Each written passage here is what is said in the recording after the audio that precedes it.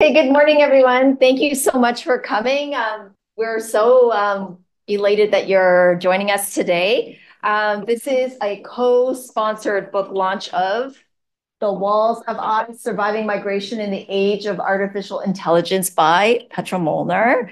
It is a co-sponsored event on behalf of the Greenberg Chair and the AI and Society Initiative at the Center for Law, Technology, and Society. I also want to give a shout out to Perfect Books, who is here today and who has Petra's books on sale here today if you're interested in buying the book and getting Petra to sign it. Before we begin, I want to acknowledge that we are on unceded and unsurrendered Algonquin Anishinaabe territory, and that while technology and AI promise new and exciting endeavors, Indigenous communities have historically been subjects of new technology in dehumanizing processes as test subjects. And for example, the Canadian government conducted nutritional experiments on Indigenous children in residential schools without the informed consent, knowledge, or informed consent of those involved. Our government created conditions of severe malnutrition to test theories, and during these experiments, children died. These experiments are directly connected to our Canada's Food Guide, which many of you might have grown up learning about in elementary schools. Today, Indigenous communities warn us that some of the colonizing harms that can be reproduced by technological research and advancements today are harming them in numerous ways. Current forms of technology lack the context and nuance to represent Indigenous stories, histories, and politics, which can lead to misrepresentation and appropriation, contributing to harmful discourse, bias, stereotypes, and an oversimplification of Indigenous concepts. Many Indigenous communities claim they have their own technologies and are engaged in developing and advancing their own, which considers ethical practices respecting Indigenous conceptions of sovereignty. So with this in mind, it is with immense pleasure that I introduce you to Petra Molnar, researcher, professor, and scholar on border technology and how the border is one of the most alarming sites of experimentation using migrants as test subjects. She is a lawyer and anthropologist specializing in migration and human rights. She co-runs the Refugee Law Lab at York University and is a faculty associate at Harvard's Berkman Klein Center for Internet and Society. She is also the author of this book. Congratulations on the publication of your book, Petra. Thank you so much. Thanks to all of you for coming. What a turnout. So before we begin, I wondered, Petra, if you could just talk about how you began this journey, because you yourself have confessed to me that you're not a tech or AI person, and neither am I. But she has become one and has written, an amazing piece of research as a result of this. And you candidly share that you didn't know what algorithms were, let alone how they were being deployed to manage people on the move. Can you talk about how you started to study and interrogate tech at the border? Sure. And I think, yeah, that's a great place to start, also to kind of demystify how this work came to be. And I think it's great also that you are asking this question, because we have been friends for, I don't know, 10, 15 years now. And you remember me from my pre-tech days, right? I'm a refugee lawyer by training and also an anthropologist but I never even had any inclination to think about technology. 6, 7 years ago, I barely knew what an algorithm was. We're talking like Wikipedia level knowledge. But as a result of a random kind of accident, I think that's many of the ways that people come to the work around tech. We held an event at work about kind of technology and power and these big, broader questions. And then a colleague of mine and I, Lex Gill, who is at the Citizen Lab and also teaches here sometimes, we started asking, what is happening in immigration? And this was back in 2018. We uncovered at the time that the Canadian government was experimenting with all sorts of different technology, automated decision-making, visa triaging algorithms. And we felt like there was not a lot of conversation analyzing these projects from a human rights perspective. And so we wrote this report called Bots at the Gate, which no one was more surprised than me at how much attention this little report got. And it also allowed me to kind of start delving into this space between technology and migration. But it wasn't like a planned career direction. And at first, I was a little shy, to enter the tech space because I felt like I didn't have the training. I didn't maybe have even the vocabulary to talk about all these different technologies. But I felt like analyzing them from a human rights perspective and a legal perspective was necessary because ultimately it's about highlighting what these projects are doing on the ground to real people. And that's really what was missing in the conversation.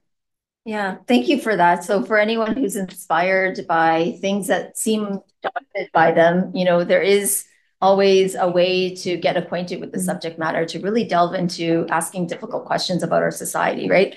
You point out in your wonderful book that states have long developed various technologies to manage migration. One obvious one is the passport, the physical document. But you discuss how this technology has expanded to include bodily scans, where our skin color, our accents, our voice, our very bodies are now passports. And similarly, you can talk about just the physical being of border, like the barbed wires, the physical walls, that those are also technology, right, that we take for granted, but are very visible. What's more problematic that you point out in your book is the less visible. You talk about algorithms and systems in place that label and categorize people.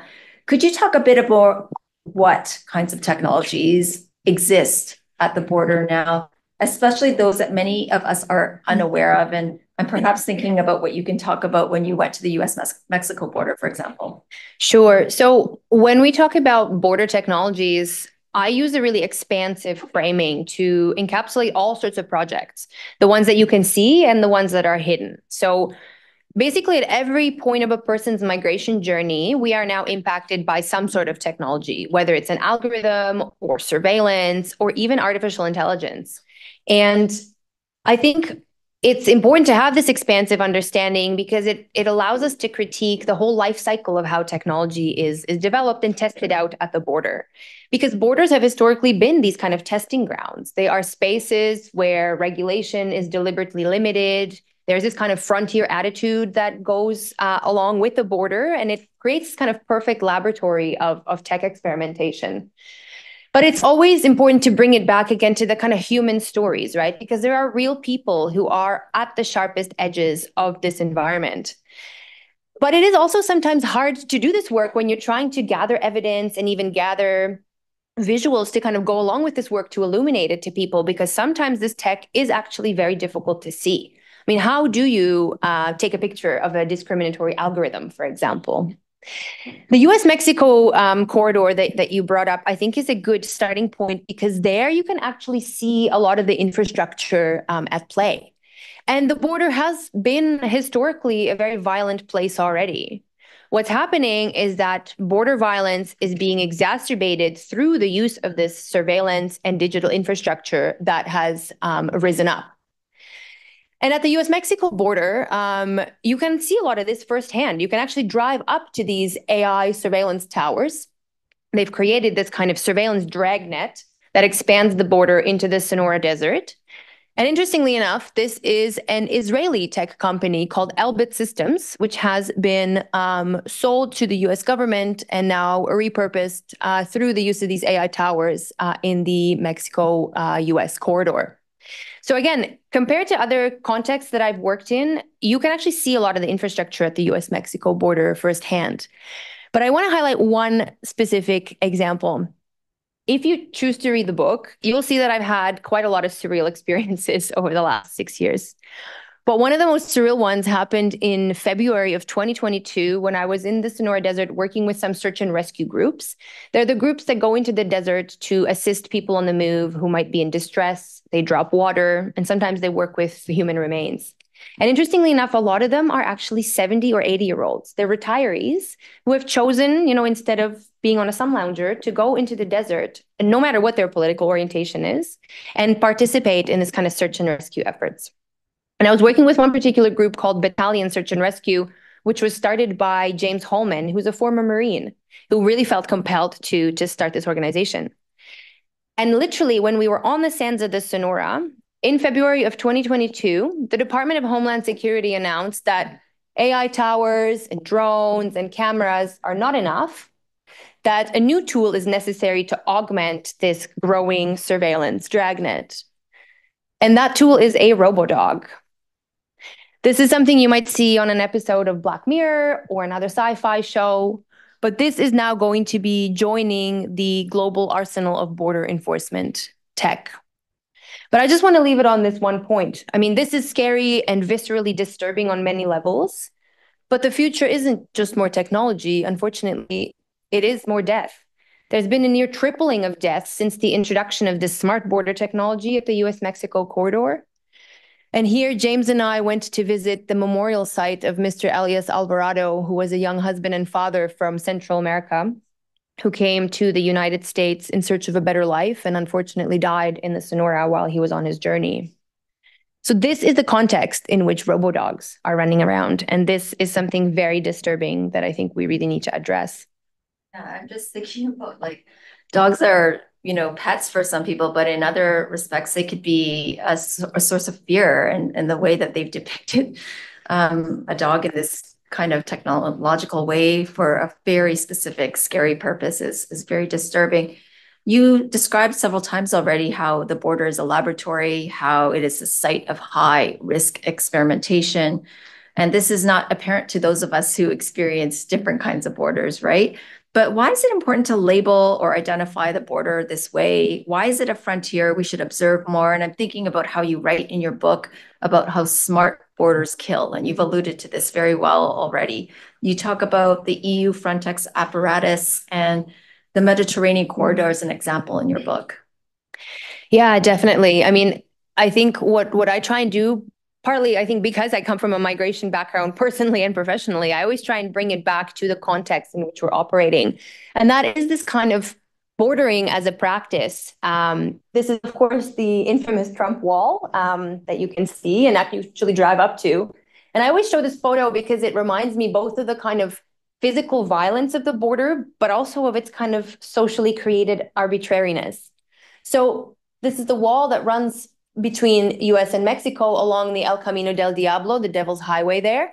And you can drive up to it, you can touch it.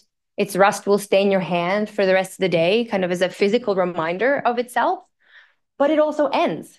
And you can climb that little hill over there and pop your head over to the other side. So borders are both very real and very artificial. And what technologies are doing is that sometimes they're presented, especially by states, as the next frontier of border control. And somehow that they're going to deter or prevent people from coming. But actually the opposite is true. People who are in desperate situations, and also people who are exercising their internationally protected right to asylum, the right that's available to all of us in this room, people don't stop coming. Instead, what happens is they take more dangerous routes, leading to increased loss of life, like we saw with Mr. Elias Alvarado, but unfortunately, like we also see at the European Union's borders. And I will show one photo, but it is a little difficult to look at. I just want to preface it. This is from the region of Evros between Greece and Turkey. I found myself there in 2020 in the middle of the pandemic because we were wanting to expand the work that we were doing in Canada and also understand kind of how COVID was used as a weaponization tool for surveillance. And as a good little ethnographer, I thought I would stay, 2 or 3 months, and I stayed almost 3 years. And Greece is a fascinating place because it is the frontier of so many things. It's sometimes referred to as Europe's shield in policy documents, literally. And it also is the site of so much border violence.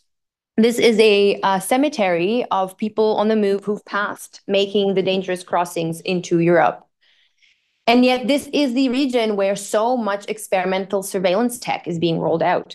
We're talking drones, blimps flying about, even sound cannons that have been tested out at the border. Those are the kind of machines that you might see in protests, for example, that emit a piercing shriek to prevent people from being able to get close to where they are going. All the while, people continue to die. And one other kind of area of tech I want to just briefly mention is carceral technology. So this is a refugee camp. This is a brand new kind of high-tech open-air prison, essentially, on the island of Kos, which has, again, kind of brought together refugee protection with technology. protection in scare quotes, obviously. Because look at that. I mean, this doesn't really look like a place of refuge at all. It is sun-baked. It is full of concrete, barbed wire, which unfortunately has become synonymous with refugee camps. But this also has biometrics, drones. Even at one point, there was a proposal that the Greek border guards would wear virtual reality glasses to augment their reality. All of this data being kind of pumped into a control center in Athens. And yet, again, these camps funded by the European Union in Greece, for Greece essentially to do the dirty work of the EU, so much money is being spent on this. And yet one of these camps on Samos Island didn't have running water 2 weeks before opening. That's a clear example of how a certain set of priorities is playing out here. And it is not priorities of human dignity and supporting people on the move, but rather corporate interests and state power playing out on the ground. Yeah, you talk about this rightly in your book about how the border is not a sterilized environment that is informed by historical colonial power systems of labor, economics, politics. And you write that technology is presented as neutral, but it is socially constructed, as you've mentioned. What biases, assumptions, preferences are infused in such technologies? And you call one of your chapters "Data is the New Oil," and you write about data colonization in East Africa. Can you talk more about this? Sure. And the framing, data is the new oil, I think is a very powerful one. And it comes from a colleague of mine. Her name is Mariam Jamal. She's a Somali Kenyan digital rights activist and a lawyer who works in Nairobi. And she's been working specifically with different civil society groups there to upskill people on their digital rights and their human rights. But it was really interesting in Kenya and Somalia in particular, because that has been a site of different colonial powers for many, many years, of course, and technology is kind of exacerbating the differentials between people. And it's an interesting gloss on this kind of conversation too, because most of the book is about the sharp edges of surveillance and what it's doing and the kind of violence the tech is enacting on people. But there's also another side to it, where, for example, if you have sites like Kenya and India and other places too that have been introducing digital identity systems to bring people in and be able to have people have access to state services, for example, through digital ID, what happens often is that groups that have been historically disenfranchised and marginalized, such as Somali Kenyans, the Nubian community in Nairobi and in Kenya more largely, they have not been able to participate in this kind of digitization. And sometimes it's through really kind of even interesting ways that clearly the engineers and founders of these systems didn't even think about. A lot of this has to do with biometric technology, for example, and needing to collect fingerprints from people in order to then be put into these databases. But what if a person is a laborer working in the field for decades and doesn't have fingerprints in the same way that maybe you and I have? Then they cannot even be introduced into the database in the first place. And then there are issues too around different types of data not working very well together. You might have somebody who comes in as a refugee and gets put into a refugee database, oftentimes collected by the United Nations, and then maybe gets married to somebody who's a citizen. But then they oftentimes don't get moved into another database that they need to be in, or maybe their child is kind of left out of this state process. So there's also issues around digital disenfranchisement that happens in these spaces too. Yeah, so fascinating about the things that we might not be aware of, how the consequences to the categorization and labeling that's happening under the guise of greater technological access and organization. You write very poignantly in your book about how big tech is at the border now. It's undeniable, but also that it is the result of big money, right? That there is, as you've alluded to, an border industrial complex in not only conducting these experiments, but really fueling the drive for regular use of tech at the borders. And your book explains that governments have little tech capacity, and that is the reason why they rely on the private sector. Can you talk more about this dynamic? And I'm specifically thinking about how you discuss the example, as you spoke about earlier, these Israeli companies like Elbit Systems, NSO Group, how their tech is being tested on Palestinians, how their tech has been implicated in human rights abuses all over the world. You write about other examples like China's surveillance of Uyghurs, EU collaboration with Libya in pushback operations at sea. There's so many. Yeah. Yeah, and the private sector involvement is such an important actor to analyze in all of this. And I think that's something that I underestimated when I was kind of delving into this area, just how deep the roots and the influence of the private sector goes in what people like Todd Miller, who's a journalist and does amazing work in this in Arizona. I would urge you to check out his book. He's been calling it the border industrial complex because that is precisely what it is. I mean, we're talking multi-billion-dollar border industrial complex that has grown up around the way that we even talk and think about migration. And it goes back to, I think, the whole framing, right? If you have states who are concerned about the quote unquote problem of migration and needing to stem the flow of people who are coming to our borders and even talking about this as a problem, then the technical sector and the private sector can say, well, we have a good solution for you. And that is tech. That is a robodog, that's AI, that's surveillance.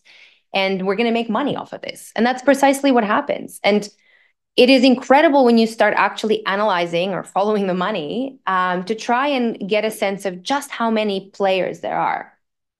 And Israel is a major, major player in all of this. It is such a major player that I felt like the book wouldn't be complete without actually going to try and see some of this firsthand. And I went to the occupied Palestinian territories in the spring of 2023. To try and at least get a sense of what some of these technologies of apartheid were doing, and also how they were kind of being then exported out into border spaces. Because as we saw with the AI tower, that is a type of technology that is tested out largely on Palestinians and then sold for the purposes of border enforcement, both to the U.S. Mexico corridor, but also along the maritime borders of the European Union, for example. That's where Israeli Heron drones are flying. And for those of you who are interested in this, and I think, again, this is one of the defining issues of our time, we've seen the exponential rise also of AI targeted projects, right, since the genocide in Gaza began. I would urge you to take a look at the work of Anthony Lowenstein. He's a Jewish Australian journalist who lived in Jerusalem and worked in Gaza for many years. He wrote a really interesting book called The Palestine Laboratory, specifically on the use of surveillance tech that is tested out in Palestine and then resold and repurposed in other parts of the world. But to me, this shows, again, this kind of normalization of extremely violent tech for profit, and also seeing it kind of as a solution to a complex societal issue that is migration. And, you know, when you even go to some of these kind of private sector fairs or conferences, I'm thinking in particular like the World Border Security Congress or DFEA or the Border Expo.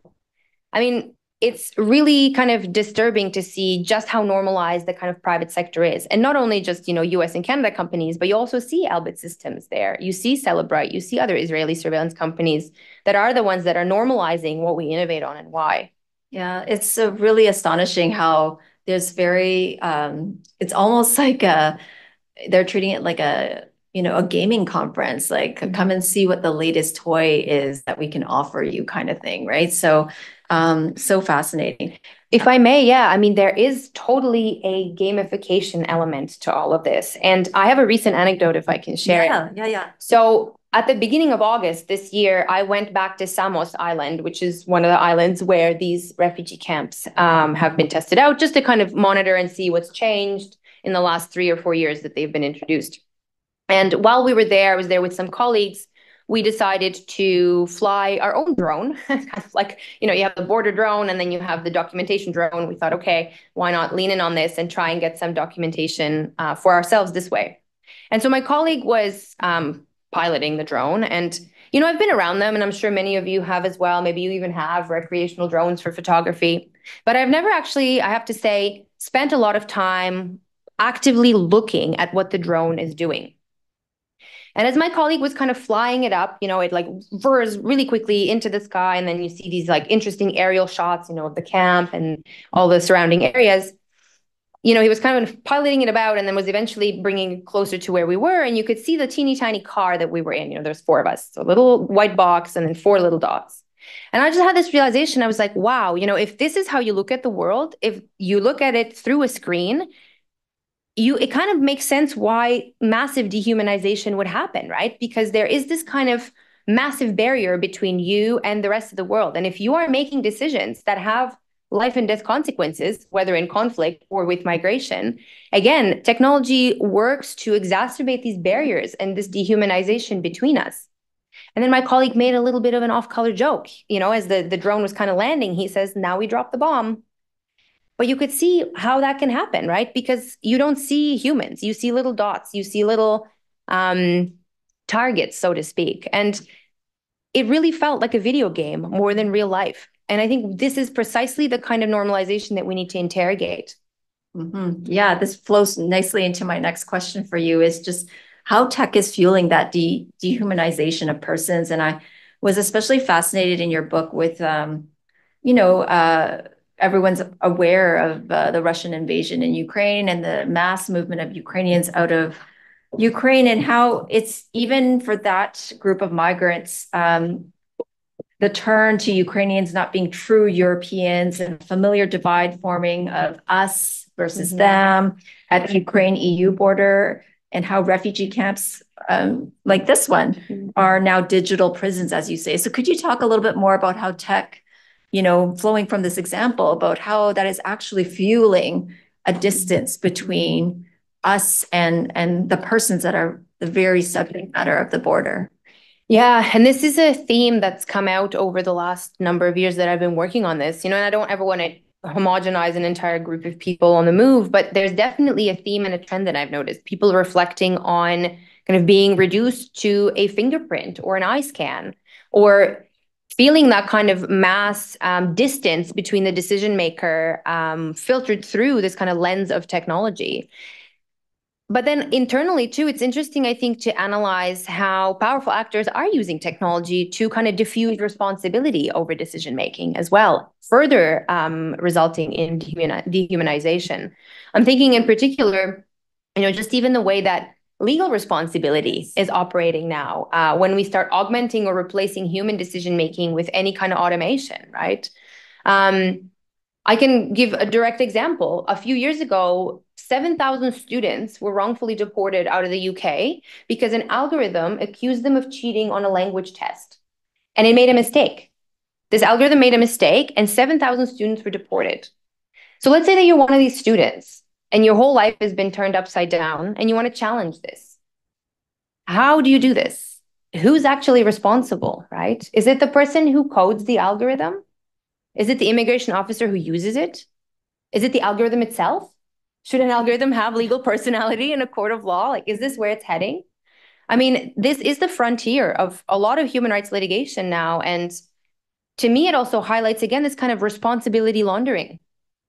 And this is where the private sector plays a major part too, because obviously a public entity and a private entity operate in very different legal regimes. And they're able to kind of pass the hot potato back and forth, so to speak, and say, well, we're washing our hands of this. And then the rights holder or the community in question actually falls through the cracks and doesn't have a lot of recourse. So that is really, I think, another element to all of this, the fact that responsibility is being made so diffuse and so difficult to even grab onto, while this kind of technological violence and discrimination and even privacy issues, right, continues to happen. Yeah, this reminds me of the Greenberg Chair lecture series. We had a panel last week on movement lawyering, and a comment was made that to be a movement lawyer these days, it's not like you need to practice family, immigration, or the normal areas of law that you associate with assisting people's movements or activists or whatnot, but also they need people who understand tax law and patent law. And now we really need that deep kind of dive into how technology is assisting in making decisions that should be having some greater oversight through our legal system, right? And the ways in which lawyers can contribute to that discourse. But before we get there, you write in your book that tech experimentation at the border doesn't stay at the border. Can you talk about the wider societal impact, like for people like all of us in the room who might not be subject to the very violent repercussions of this tech at the border, and what such testing and surveillance has done to other spheres of our lives? Yeah, I mean, so Obviously, I think the border and migration in and of itself is a really important context to not lose that specificity around, because again, it is this kind of high risk laboratory of experimentation. But absolutely, I mean, this is so much more than just a border issue or a migration issue. Not only from the perspective that we're seeing similar experimentation happen in other seemingly so-called marginalized spaces in society, whether we look at predictive policing and, criminal sentencing algorithms or welfare algorithms. This is not just the kind of same power differentials that we're seeing here happen in other spaces too. But it also, this tech, this experimental high-risk tech doesn't just stay in those spaces. So, sorry, I'm going to just click through a few things. Those robo-dogs that I mentioned at the Department of Homeland Security announced for the border? A year after, the New York City Police Department on TikTok proudly announced that they want to use a fleet of robo-dogs to, quote unquote, keep New York safe. One was even painted white with black spots on it, like a Dalmatian. That to me is a direct example of how technology used for military purposes and bordering becomes normalized and becomes diffused through society and bleeds over or filters into other facets of public life. Yeah, that's frightening. This is completely frightening, and yet there's no mechanisms for us to engage in this with government decisions about and accountability or oversight in it, right?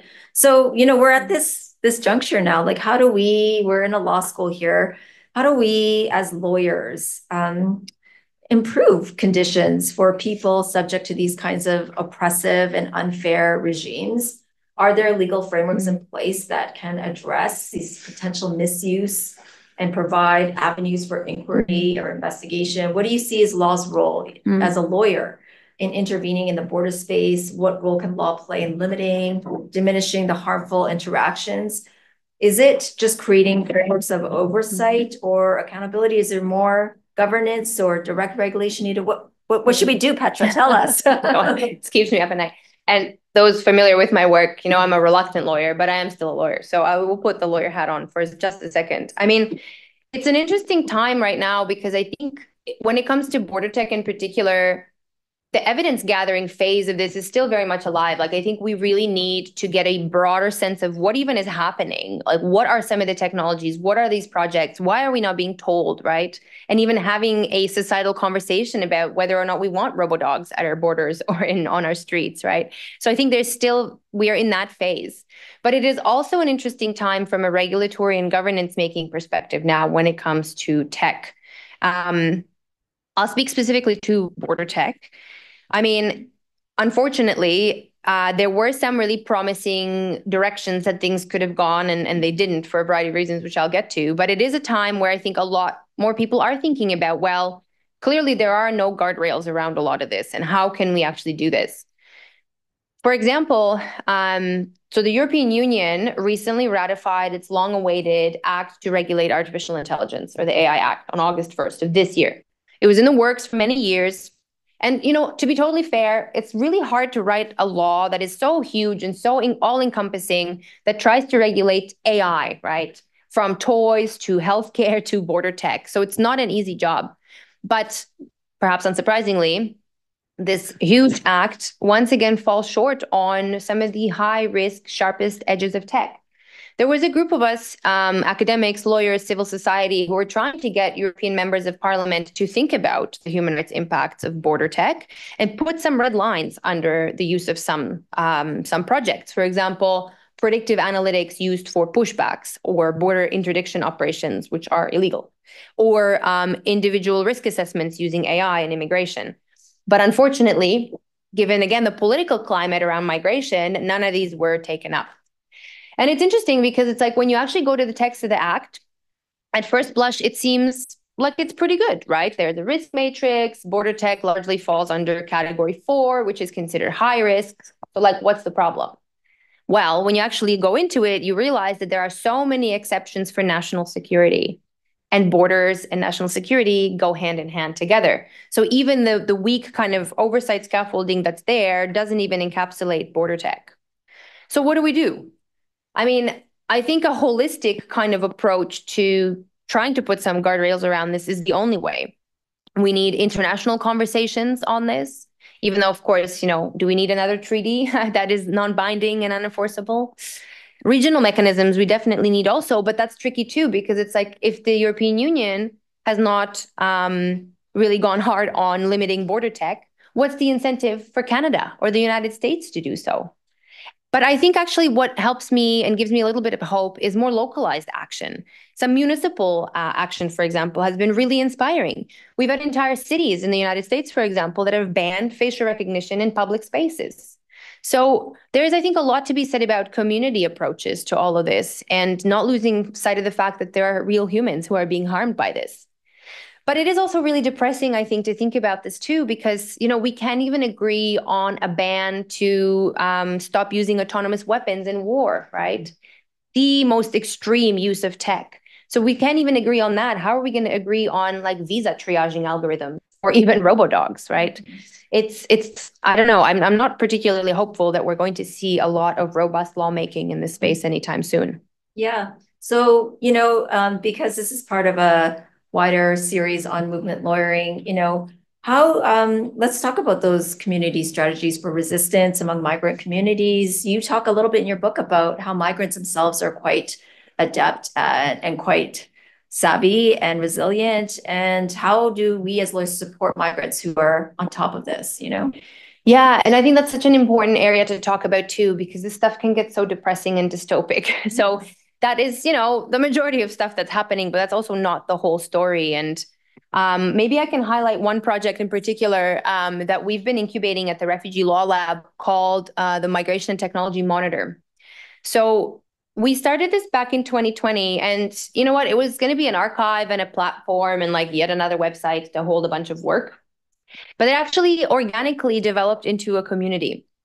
And last year, we launched our first fellowship for colleagues on the move to tell their own stories on what they consider important when it comes to the intersection of technology and migration. And we're really proud of this project because, part of it is also about redistributing resources from spaces of power and paying people a living wage to do important work. And it's been so fascinating to see the range of work that people have been working on. For example, my colleagues Veronica Martinez and Wael Kharsifi, they are both journalists and they look at the kind of sharp edges of tech similar to the stuff I do. For example, Veronica is in Mexico and she's been looking at the impact of the CBP1 facial recognition app on her community at the border. While Wael is a Syrian journalist who was stateless in Malaysia for many years and is now in Europe, he's been looking and tracking the surveillance of people on the move in Asia. But it's actually been so eye-opening for me too, as someone who's been really looking at like the really negative stuff. Like, what can we actually do with technology to empower communities?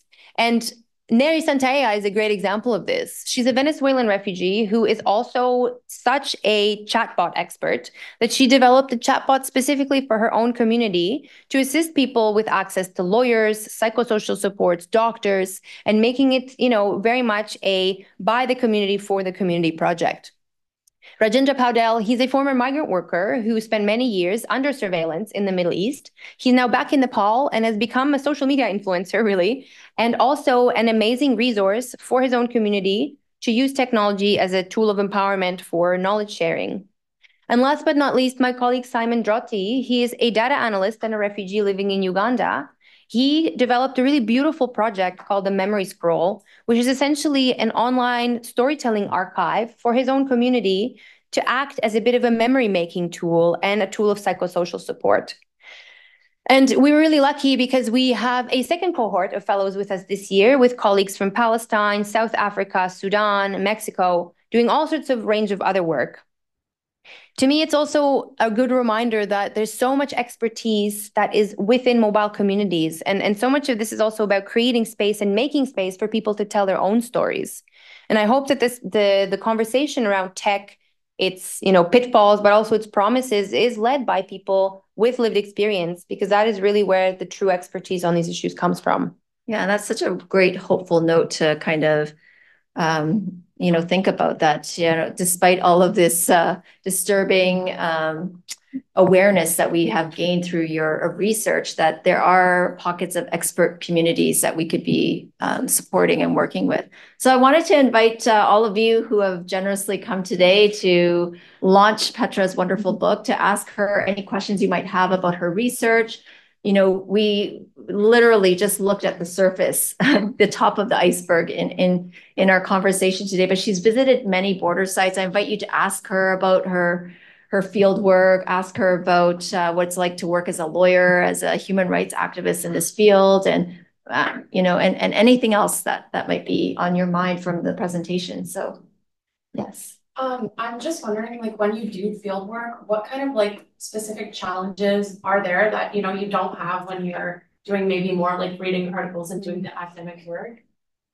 Great question. Yeah, there's quite a few challenges that come into it.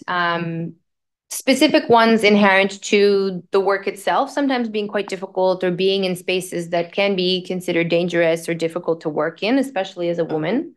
And so a lot of that comes with planning, planning around security, who you go with, what resources you have on hand, how open particular authorities are with, dealing with you, for example, what your risk profile also is in terms of, what you're willing to do or not, because sometimes this work does necessitate making difficult choices in the moment that differ from person to person and colleague to colleague. Always, of course, being guided by, ethical research principles and really, really important kind of ideas of, do no harm, right? Like, you definitely don't want to be going into these spaces and creating more issues than not. For me, what's been really helpful is, and I think it's important to acknowledge this, I have the luxury and benefit of time, both as an ethnographer and someone who can spend a lot of time in specific communities, and also because I had research funding to do this. It does allow for a more kind of relational ethic to grow around the way that we do this work. Because the other issue that I see quite a lot is extractivism. I mean, we're all extractive in the way that we create knowledge and build our careers on the stories of others, right? An entire book. I'm part of the problem too. But I think there is a way to do the work that centers the human and also a relational way of working together. But again, it's a lot easier when you have months and years as opposed to days, right? And I think I'm maybe a bit of a methodology wonk. There's a little section in the book about this because I think it's so important to think about like how we do the work and what brings us to do the work and what the relationships that we have with the people that we work with actually is. Then, sometimes there's critiques to this methodology too, because sometimes people say, oh my God, why are you going back to that refugee camp? You've already been 5 or 6 times. And I'm like, but that's the point, right? The point is to work slowly and carefully and stitch together this complex story that will only happen as a result of this kind of deep engagement. Or, people oftentimes critique qualitative research, right, as not being scientific enough, or not being true science because it's just stories, right? I've had that leveled at me before. But you know what I always say? Well, we can disagree on analysis, but it's hard to disagree with someone's story, right? No matter what our politics and framing is. And then another critique as well, you're getting too close to your research subjects and you're not objective. Well, none of us is objective anyways. So, I think that's just something that's a fallacy that we like to hold on to in research and in academia that I think we need to problematize anyways. Thank you. Question. Yeah, go ahead. I was wondering if you feel like the field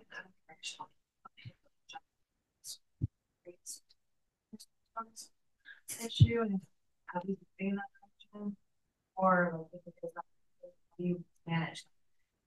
Yeah, that's a really good question. I mean, I think the immigration field, and I'm sure Jamie has her own ideas about this, has, different understandings of how technology can be used or should be used. But I do think that on the human rights impact side, there's been a lot of really good work that has come as a result of conversations, around what this tech is actually doing.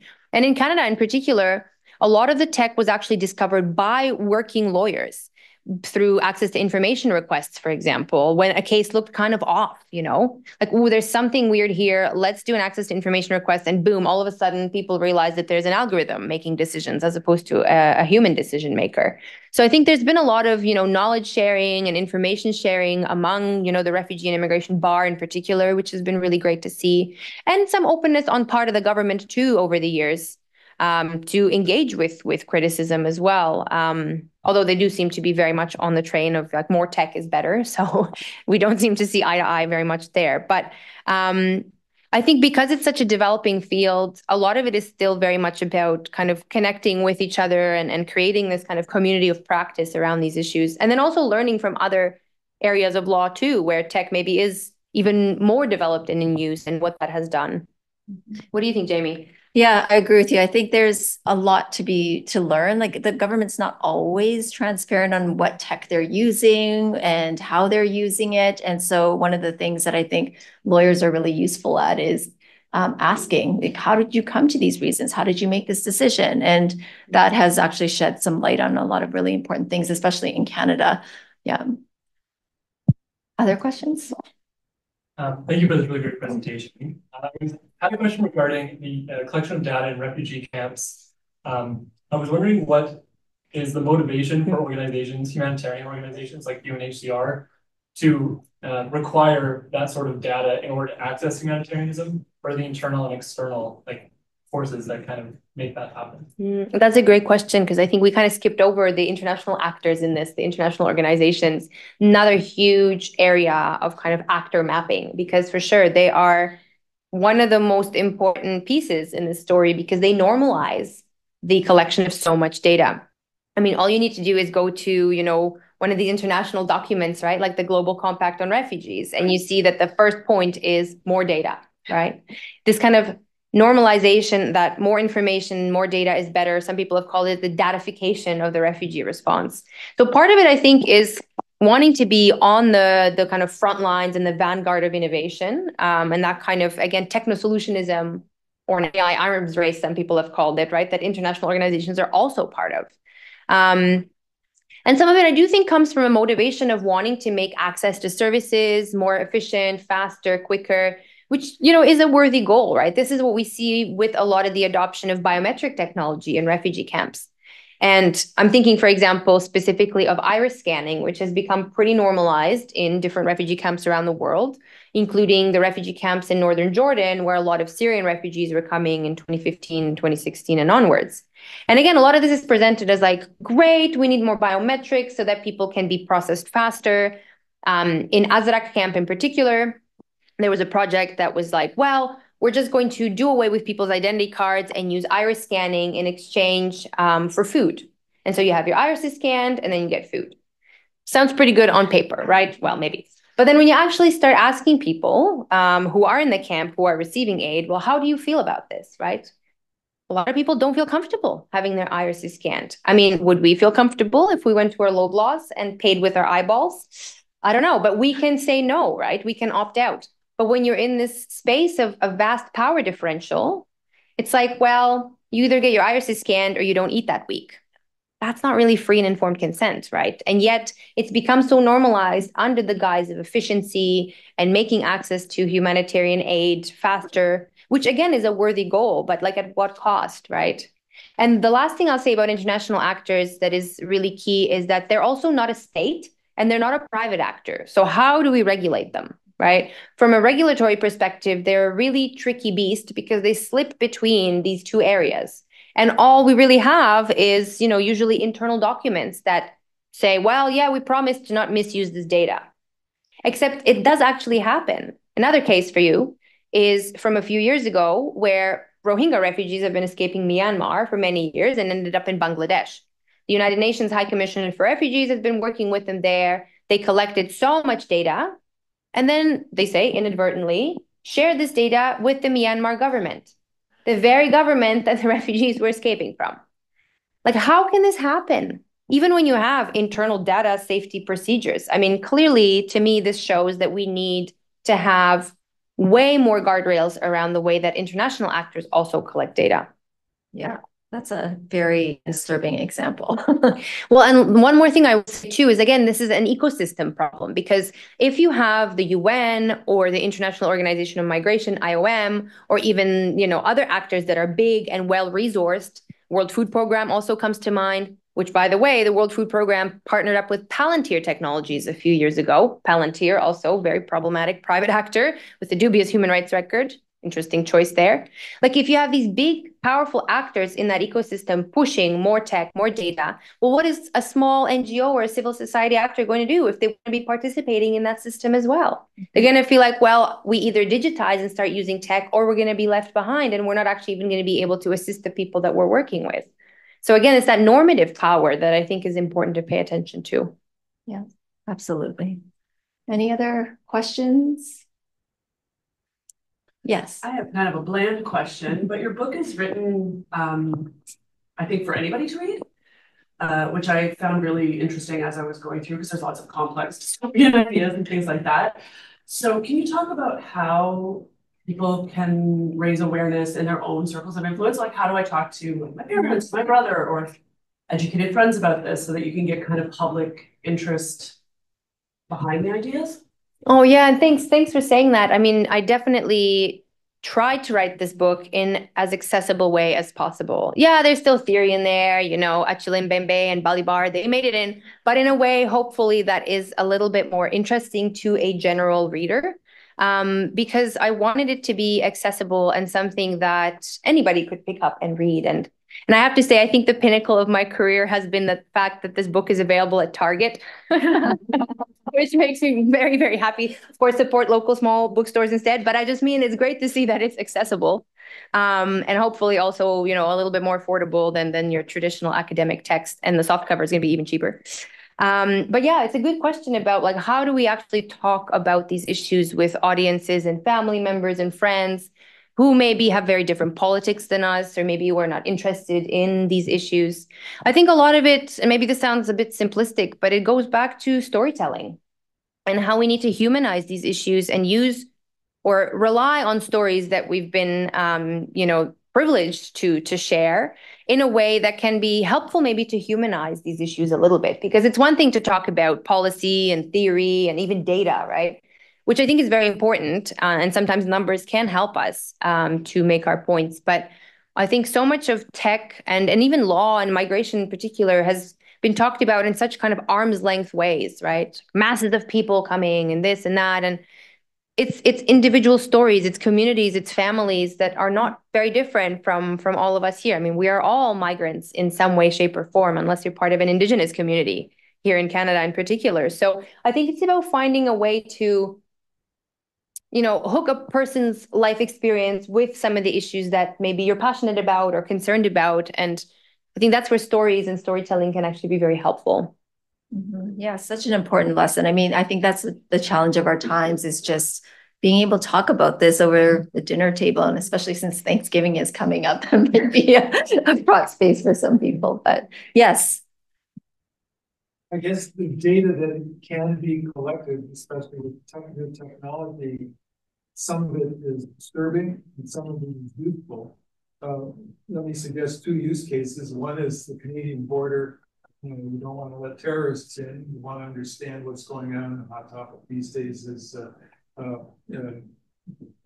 forget the proper phrase here, people are coming into work, temporary workers.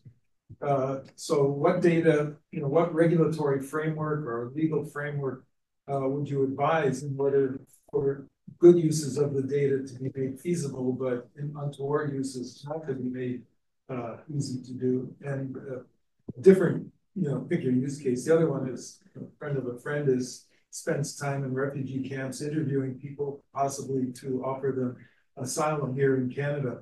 What sort of information, they work for the federal government, what sort of data is okay and what sort of data or data collection or data tech is not okay? Mm. Yeah, I mean, I think regarding your first question, it makes me think of kind of another area that we didn't really talk about much, but that's interoperability. The fact that sometimes data is collected for one purpose and then repurposed for another. So data collected for immigration purposes, all of a sudden making its way into law enforcement. And I understand, of course, security concerns are top of mind for a lot of lawmakers, a lot of policymakers, but the trend that we seem to be seeing, especially also in the European Union, is that there is so much kind of indiscriminate data sharing that happens at the border, inland, with partner organizations and governments, around the world. And so I think a lot of the conversations that we need to be having about data is critiquing the type of data that's being collected, as you're kind of reminding us, but also what is actually happening with that data, who has access to it, who is it being shared with, and for what purposes. And to me, again, it kind of reminds us that we are in this kind of world where more data seems to be better, right? Under the guise of security, control, making people intelligible, controllable, and knowable. But is it really necessary to be collecting the kind of information that we are, even in a space like a refugee camp? Because, of course, I think certain uses of information can make the system more transparent, efficient, maybe even faster for people who are, for example, being interviewed by your friend that you mentioned. But again, then we see the cases like the UNHCR in Myanmar having access to all this data and it inadvertently ending up in the wrong hands. So I think unless and until we have a much more robust human rights respecting and data protection respecting framework in place, my concern is that this kind of, again, this broad collection of data is really the problem. Yeah, and just even asking the questions. In so many immigration applications, when you're helping clients fill them out, sometimes, they ask, why are they asking for this particular information in this form? And it's really not a question that is being asked enough, I feel like, in administrative systems. Like, why are we collecting this specific kind of information? Why is that process not asking for that, but this one is? We really kind of got to revisit the basics, right? Yeah, for sure. And I remember actually laughing with some immigration colleagues when I first started doing this work back in 2018, and being like, oh my gosh, like, why are we not using AI to help refugee lawyers put together cases, or like have a system that cross-checks the right form that you're supposed to use? Because one common issue is that, the form looks exactly the same, but there's a little mini code on the bottom that, is dated, and now all of a sudden the system doesn't accept the form, and then you have to spend another day or two redoing it, right? Like, surely there must be a way that we can automate that, right? But instead we are automating in a way that is sharpened towards the people on the move, right? Yeah. And it's, again, I think about those priorities, right, that underpin this whole ecosystem in the first place. Like, why are we developing robo-dogs and AI lie detectors and using data in refugee camps in this way, rather than using this tech to root out racist border guards or audit immigration decision makers, right? Like, there's a clear power differential with how the data is being oriented towards particular groups in society. Yeah, great point. That leads to my question a little bit. You mentioned the robo-dogs and you showed pictures of some of the technology being used at the border, but you didn't say how it was being used. Like, maybe perhaps I'm just playing devil's advocate, they could be used to rescue people. How are they being used? Yeah, it's true. The robo-dogs, right, that they have been announced and I think even used in certain countries, for example, during fires and landslides and things like that. But for the border, they're basically going to be augmenting the way that autonomous technology is already being used to track people who are in the desert and make autonomous decisions based on the terrain that they're in, based on the kind of information that they're gathering, to assist, again, in the kind of information collection in the border corridor, share this information with law enforcement, and then kind of either apprehend a person if they are armed. There's been some conversations about that, or be used as a kind of data gathering tool in these territories. Yeah, so very disturbing.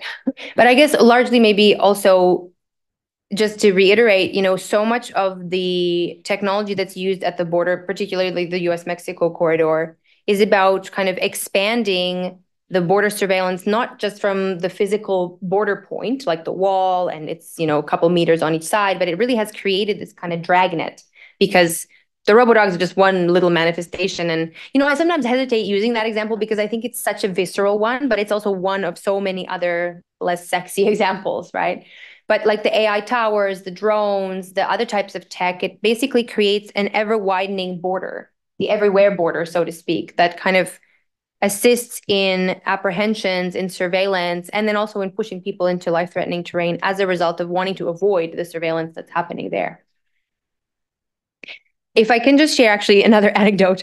When I was in Arizona in May to share this book with some of the search and rescue groups that I've been working with, Todd Miller, the journalist that I mentioned, who's brilliant, we're like, hey, let's just drive down to the border and see what's happening. Just from an ethnographic perspective, I can't seem to stay away. I need to see what's happening. So we went down to Nogales, which is a border city that's bisected by the wall. And there was recently, I think in April, there was an announcement made that a new smart track is going to be added to the wall. We're not really sure even what this is, but it's basically going to be like a bunch of wires and sensors that is once again kind of aiding to this kind of surveillanceification of the wall, so to speak. And so we went to the wall. We were there. There was a Customs and Border Enforcement truck, CBP truck driving by. They kind of do patrols. There was an AI surveillance tower there. I mean, there's a lot of barbed wire. There's a smart track. And we're just chatting. It's super hot. It's Arizona, right? And we're like in the middle of this surveillance infrastructure. And all of a sudden, out of the corner of my eye, I see some movement. And there's a young man who scaled the wall right in front of us, literally underneath an AI surveillance tower, kind of dusted himself off, looked at us, and like disappeared into the neighborhood.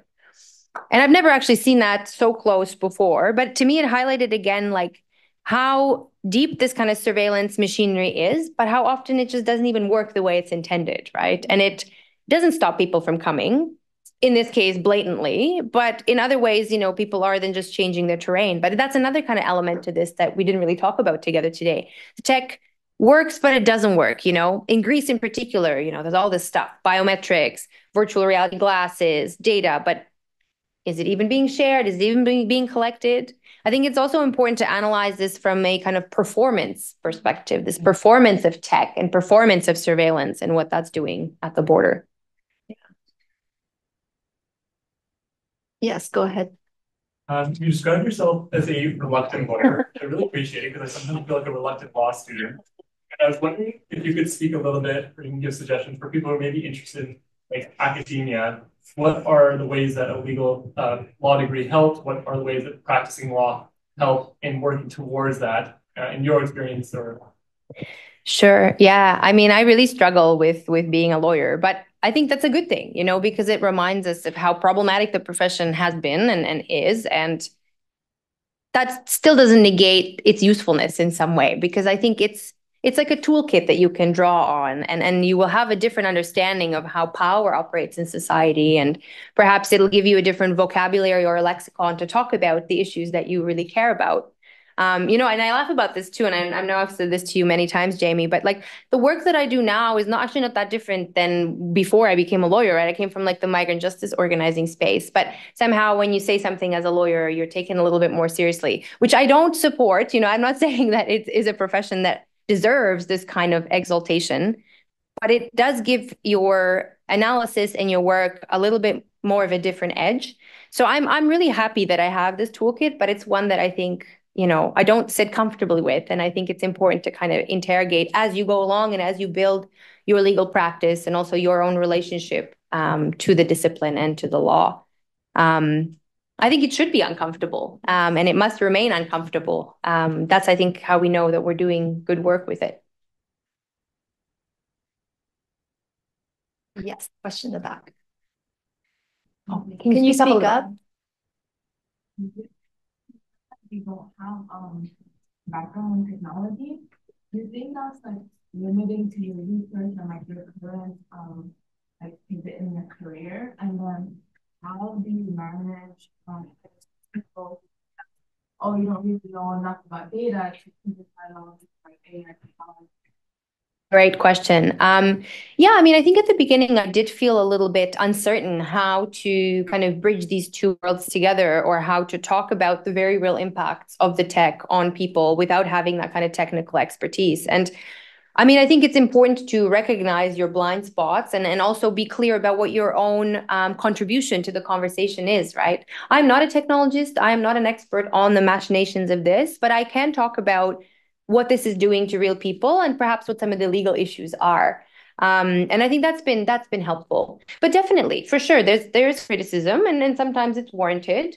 And sometimes I think it's a little bit outsized too, because I think the tech space is maybe not as complicated as we think it is, right? I mean, we do this in the law too. We like to feel special about our expertise. And so we use a lot of fancy words about things that are actually not that complicated, right? And you know, sometimes people would be like, well, you're conflating terms and you're talking about algorithmic decision making versus machine learning versus whatever. And I'm like, okay, yes, contextual specificity and definitions are important. But for me, what we need to be talking about is that this class of technologies is hurting real people, and this is how. So I think it's about finding a way to, you know, have your interventions and your expertise that you're building in this come to the table in specific ways, recognize your blind spots, but also not let the kind of sector make it seem like you're not welcome to be there. Because I think actually we do need diverse criticism, interdisciplinarity, and to not work in these kind of silos, right? Because that is also where power operates, right? And if we can't even talk to one another about what tech is being developed, what it's doing to real people, and, you know, even, of course, most importantly, bringing affected communities to the table too. That's all kind of part of, I think, changing the narrative around tech. Yeah, and we as lawyers always have to become experts in our clients' cases. Like, we're never going to be fully expert in the context under which the legal problems that come to our desks are, right? So this is a very common problem-solving approach that lawyers learn to do as we navigate that, right? Yeah, and that's such a good reminder. And it goes back maybe to your question as well about the kind of like reluctance around being a lawyer. One thing I really do like about the law is it really keeps you on your toes. And I think you have to be actively engaged in upskilling yourself, learning, figuring out, you know, how the experience on the ground is changing for people and what that then means from a regulatory or policy perspective. I mean, I think it all goes hand in hand in a really dynamic way, which is a really kind of beautiful process to be part of. Yeah, that we're perpetual students. That's right. Yeah, exactly. Yeah. Sometimes it's exhausting though on the tech side, because if you're doing like work on technology, I mean, oh my God, especially with the way it's being developed, right? I feel like every day there's some new border tech project. I'm just like, oh my God, there's another one, you know, in the lexicon it goes. Yeah, because it's hard to keep up with it all now. It's like immigration law these days though too, right? The minister makes an announcement, you're like, no. It changed my entire life this week. So any final questions? Yes. This might be a little bit personal, but maybe experience any vicarious trauma with nasal scans. Yeah, and thank you for that. Yeah, definitely. I mean, I've been doing migration-related work since 2008, so I've definitely been collecting difficult experiences. And, you know, I'm very open about the fact that I see a therapist for work-related trauma. I think that's actually part of my professional responsibility as a lawyer and a pedagogue and someone who is sitting with really difficult experiences. And it's, yeah, I think it's inevitable, because when you're trying to hold space for, you know, experiences that you're witnessing that really challenge our understanding of common humanity and some of these fundamental ways of being human on the planet, it can be very difficult. And I do also see the reluctance of some colleagues to be really open and upfront about this and what that kind of does to you as a person and your soul, and also then your ability to do your work. And it's something that like me and my team are very, very open about. The fact that this is hard work and that does have impacts. And I've definitely gone through periods of burnout, and probably, well, hopefully I won't get to another one, but it can happen and it can really sneak up on you. So I think for those of you in the room who are interested in doing this type of lawyering or academic work, or, you know, work with communities, it's really, really important to have access to supports. And hopefully also, I think we are moving more towards normalizing having conversations in the legal profession around mental health and seeking appropriate supports. But I definitely think we need to do a better job too.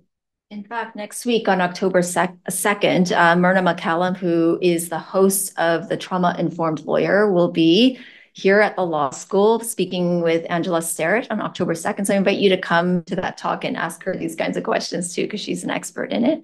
I just want to thank Petra for generously sharing her research and her thoughts. Her book is for sale here with perfect love. Thank you so much.